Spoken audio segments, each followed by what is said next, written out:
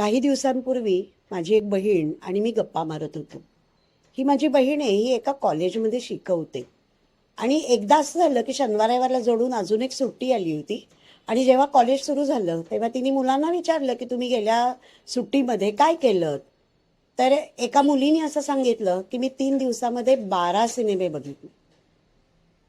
ही माझी बहीण आहे, ही एकदम अवाकच झाली. आणि ती तिला म्हणली, अगं तुझ्या लक्षात तरी राहणार आहे का की पहिल्या दुसऱ्या मूवीमध्ये आपण काय पाहिलं होतं, कॅरेक्टर्स काय होती, कथा काय होती, आणि नंतर शेवटी शेवटी जे बघितलंस त्याच्यातली कथा काय होती. त्याच्यावरती मुलगी पटकन म्हणली, हू केअर्स.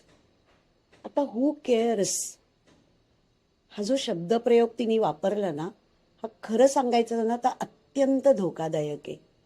आपण आपलं आयुष्य कसं जगतोय किंवा मला माझ्या आयुष्यात नेमकं काय करायचंय हे भानावर असणं आणि त्या पद्धतीने आपलं वर्तन ठेवणं, नवीन नवीन गोष्टी शिकून घेणं, हे सगळं करायला हवं ना. तुम्हाला काय वाटतं?